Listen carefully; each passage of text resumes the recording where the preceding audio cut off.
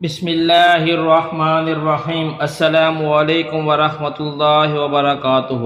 اس قسم کے متعدد واقعات سننے کے لیے ہمارے چینل کو سبسکرائب کریں۔ کچھ لوگ ایک عورت کو پکڑ کر حضرت عمر رضی اللہ تعالی عنہ کی خدمت میں لائے اور عرض کی، اے امیر المومنین، ہم نے اس عورت کو ایک خشک نہر کے کنارے ایک مرد سے زنا میں مشغول پایا۔ حضرت عمر رضی اللہ تعالی عنہ نے گواہ پیش کرنے کو کہا۔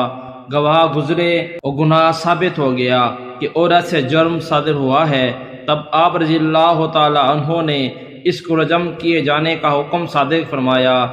لوگ اس کو رجم کرنے کے لیے جا رہے تھے کہ راستے میں لوگوں کو حضرت علی کرم اللہ وجہہ مل گئے۔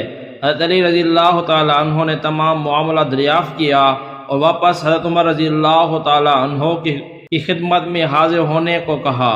آپ رضی اللہ تعالی عنہ حضرت عمر رضی اللہ تعالی عنہ کی خدمت میں حاضر ہوئے اور کہنے لگے، اے عمر، اس عورت کو رجم نہ کرو بلکہ مزید تحقیقات کی ضرورت ہے۔ حضرت عمر رضی اللہ تعالی عنہ نے اجازت دے دی۔ حضرت علی رضی اللہ تعالی عنہ نے اس عورت سے پوچھا، اب سارا معاملہ بیان کرو۔ اس عورت نے بتایا، اے علی رضی اللہ تعالی عنہ، یہ حقیقت ہے کہ میں نے گناہ کیا ہے، مگر ان حالات میں کہ اس کے بغیر کوئی چارہ نہیں تھا۔ اصل بات یہ ہے کہ میں اپنے مویشی چرانے کے لیے دریا پار کی تھی کہ مجھے سخت پیاس لگی۔ ایک دوسرے چراواہے کے پاس پانی موجود تھا، میں نے اس سے پانی مانگا۔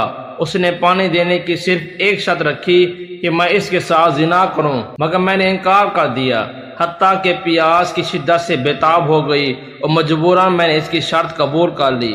حضرت علی رضی اللہ تعالی عنہ نے یہ بات سن کر اللہ اکبر کا نعرہ لگایا اور کہا، اگر ایک عورت سے زنا بالجبر کیا جائے تو اس عورت پر کوئی حد نہیں ہے، کیونکہ وہ مجبور ہے، ہر قیمت پر پانی حاصل کرے، لہٰذا میں سفارش کروں گا اس عورت کو آزاد کر دیا جائے۔ حضرت عمر رضی اللہ تعالی عنہ نے اس عورت کو آزاد کر دیا۔